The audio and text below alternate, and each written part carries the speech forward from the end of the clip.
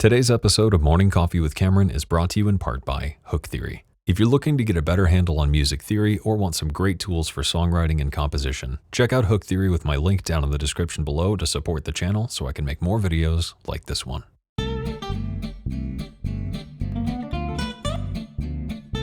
Howdy doody, Buckaroonies, and welcome back to another episode of Fun Music Sound Time.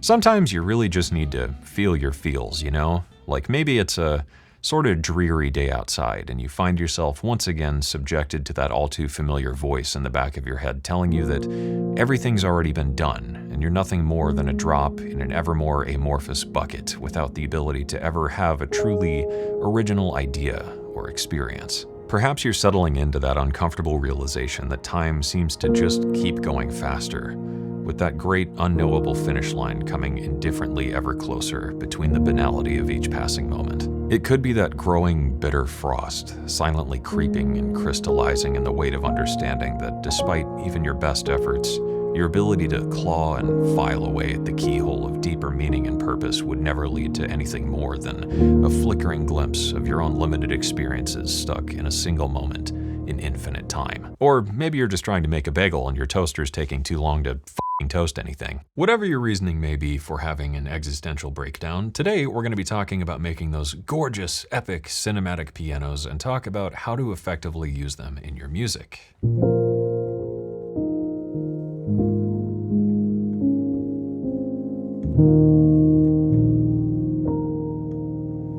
And the best part is we're going to be doing it in only 4 steps. I think what's great about this technique is it really works with just about any piano library. However, if you don't have a piano library to work with, this morning I asked my Discord for recommendations on free or very affordable piano libraries, and you can find all of those linked down in the description below that received the Cameron stamp of approval for whatever that's worth. First up, of course, we need a piano, and what we're looking for is a piano that's pretty middle of the road. We don't want to go too bright and super compressed like those house pianos that are really aggressive and upfront and almost have that sort of tack piano feel.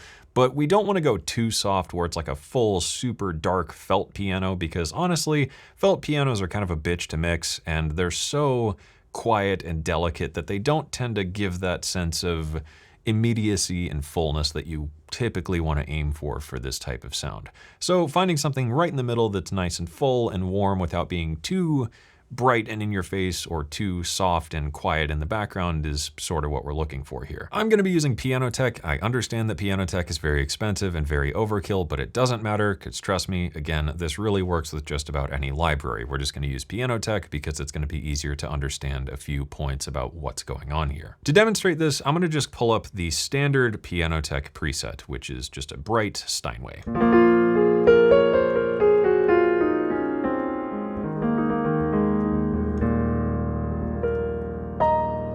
So this is kind of right in the middle, what we want to aim for. It's a piano sound that sounds nice and piano-y. It's not too bright, it's not too quiet, and it's gonna fill out the sound pretty nicely. The first thing we want to do, if possible, is adjust the velocity response of the piano. By dropping the velocity curve down like this, even when we play as hard as possible, it's not going to trigger those higher velocity values or samples if you're using a sample-based library. It's still pretty intimate sounding, so as I play even quieter,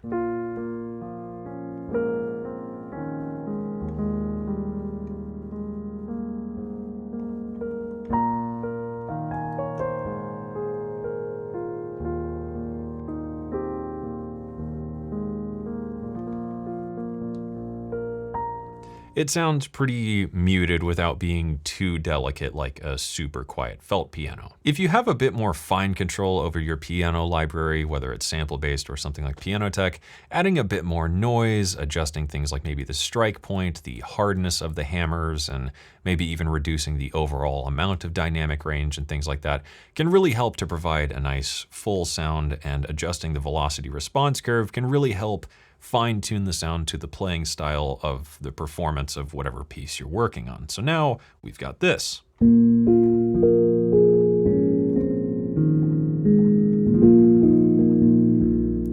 So that might even be a little bit too soft, so we're gonna up the hardness just a tick, and we should be all set with the type of sound we wanna aim for.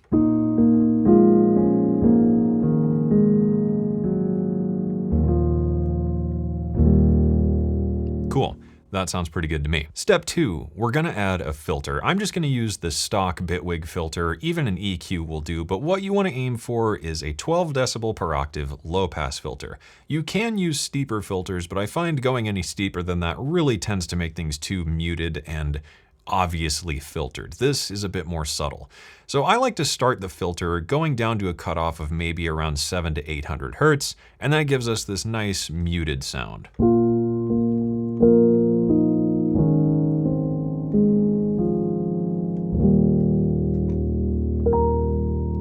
Without cutting out too much information. You may need to go a bit darker. We could go all the way down to maybe 400 hertz. This would be nice if the piano was meant to be more of a warm backing element, or we may open up the filter to something like 3 to 5K, depending on what we're going for, just to let a bit more of that brightness.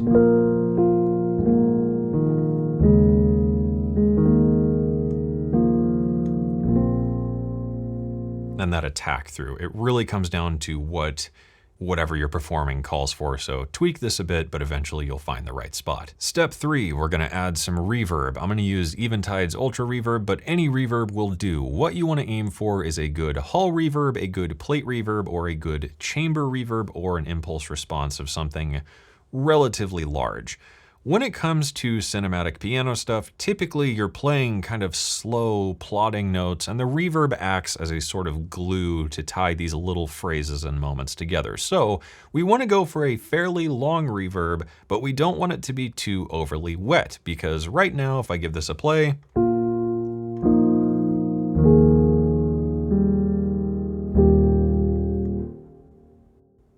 it's not too obvious, but it is there. Even if we increase the reverb time to something a bit more ridiculous, like 24 seconds here,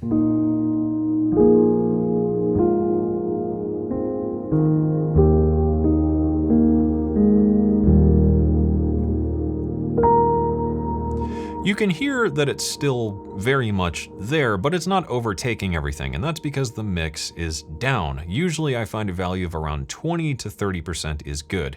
If we go up too much here, like maybe we just go right down the middle, about 50%, we lose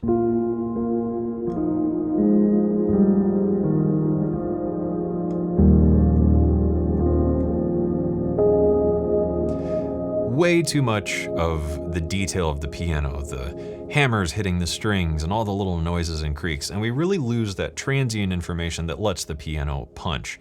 So try and set your reverb relatively low, about 20%, find a nice hall or chamber or something, and go for about 3 to 5 seconds of reverb to start off with. Really, the timing depends on just how much space is going to be in between the notes. And finally, step 4, compression.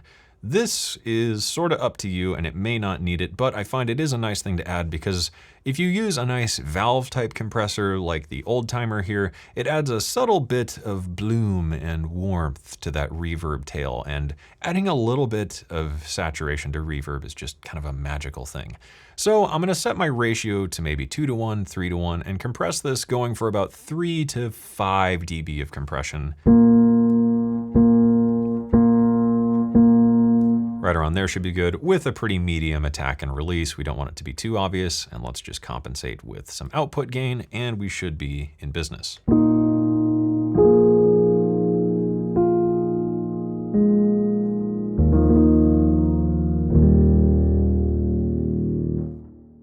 Sounds nice and full, and we're really rocking and rolling here. So that's really all there is to this technique. It's incredibly straightforward, and you can really take this formula and alter it any number of ways to make this sound your own.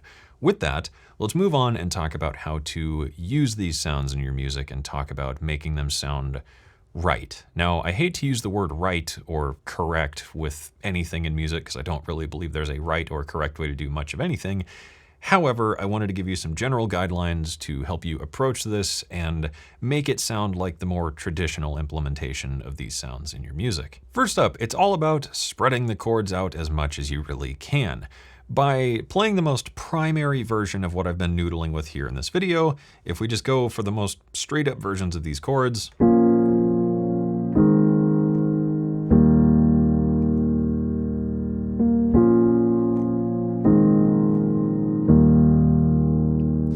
it really doesn't sound all that epic and inspiring and cinematic, does it? But if we take these same chords and spread those notes out across the keyboard, we get a much more authentic and big version of this same little piece of music.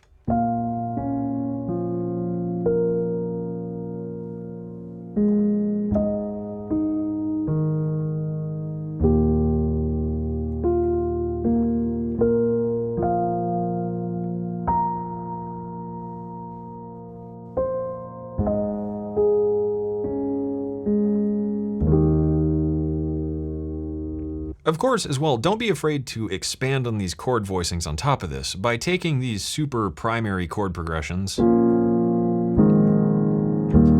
spreading out the voicings and adding some color with chord extensions and other things. You can really make something sound pretty impressive without a whole lot of effort or super deep theory know-how required. So if we take that again and play it more, I guess, like this.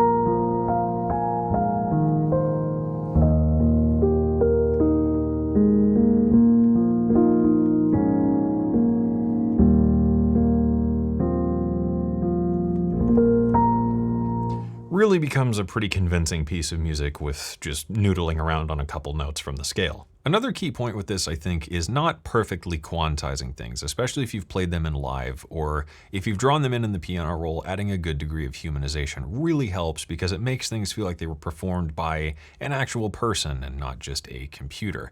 As an example, let's just perfectly quantize this little improv here and take a listen to it.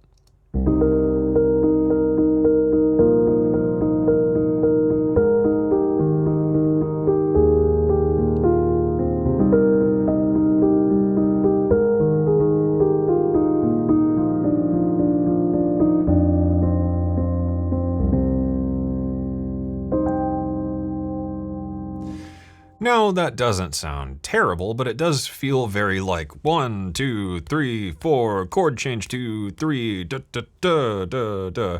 However, if we go back to the actual human meatbag performance, we have this.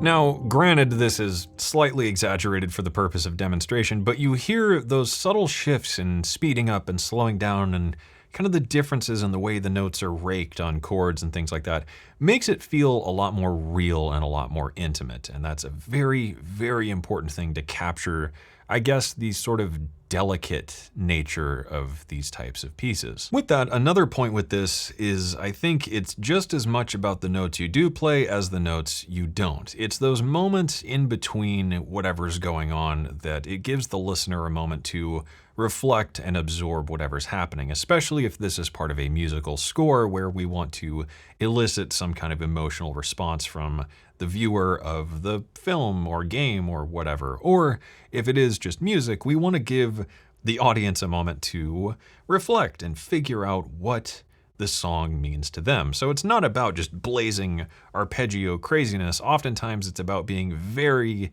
very restrained. Most of the time this stuff is going to be in pretty slow tempo. So if we just kind of improv out of like A minor here.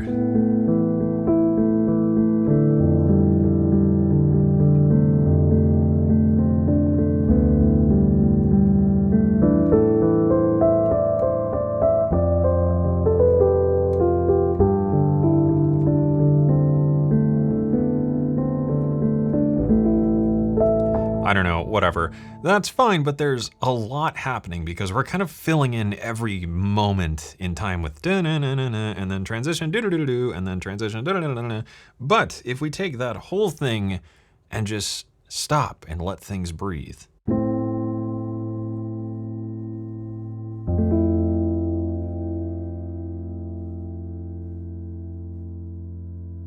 Anticipation. Oh my God, so many feelings.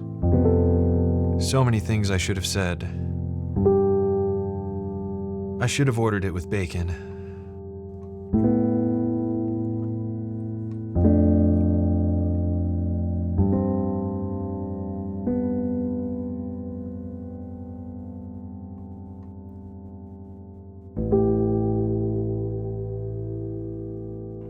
And that just feels a lot bigger. And I think this is a broader thing in music where by having too many things going on, we're competing for attention. And by limiting what's happening, things are inevitably going to feel bigger and more substantial because there's not as much competing for that specific moment in time. Finally, the last little nugget of information I wanted to share here is that because typically we're doing more kind of slow, plodding, introspective things, we're playing just as much with melody and chords as we are with timbre and texture over time. So by combining your piano sound with some kind of gritty, organic drones and whatnot, it really helps things feel pretty nice and substantial. And this is something I picked up a lot of when listening to the excellent soundtrack of some of the BBC Earth stuff.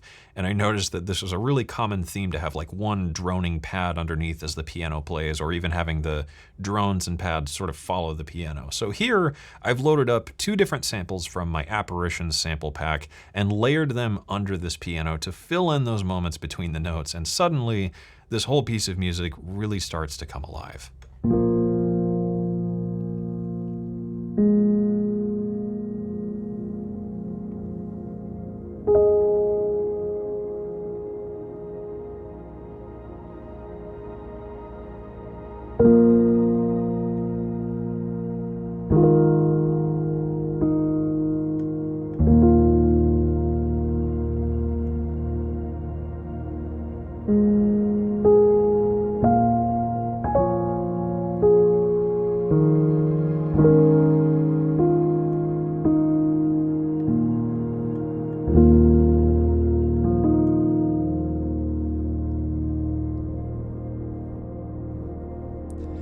And it really lets things breathe in a very nice way. So definitely give that a shot as well if you have some kind of nice textured pads to layer in underneath things, or leave just a single